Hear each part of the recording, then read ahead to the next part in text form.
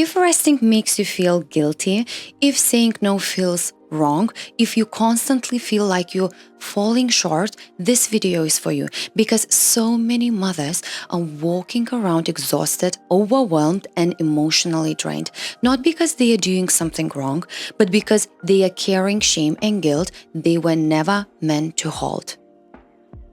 And today I want to gently unpack this, not to blame ourselves, but to finally understand what is happening and how to step out of burnout without becoming careless, cold, or selfish. In this video, we will talk about the difference between guilt and shame, why mothers experience them so intensely, what neuroscience says about burnout, and how to release guilt without losing our values or heart. Let's start here, because this distinction changes everything. Guilt says, I did something wrong.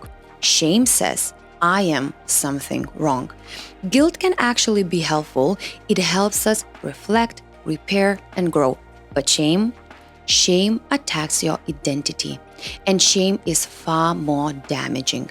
Neuroscience shows that shame activates the brain's threat system, the same system designed to protect us.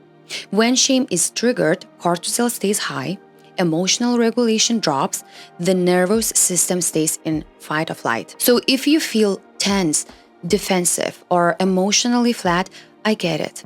But there's nothing wrong with you. It is simply biology.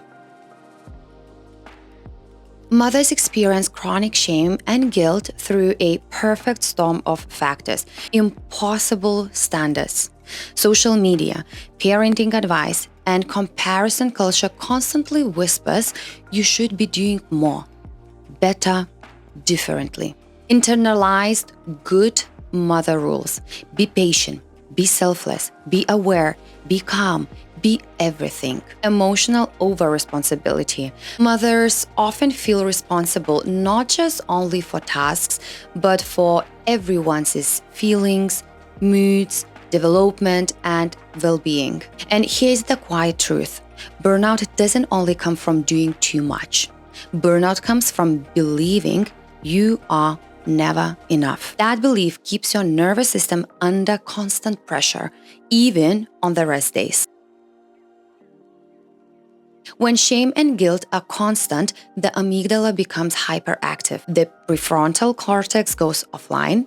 Your body stops fully recovering. So you may sleep, but still feel tired. You may rest, but still feel tense. You may love your kids, but feel emotionally empty. That is not because you don't care. It is because your system is overloaded.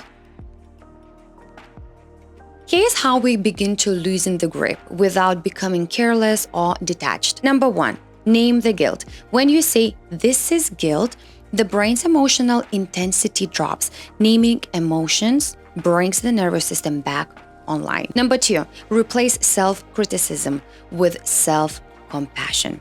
Research by Chris Neff shows self-compassion lowers cortisol and increases resilience. Try, I am doing my best with what I have today. Number 3, use boundaries as protection, not punishment. Boundaries are not walls, they are energy management.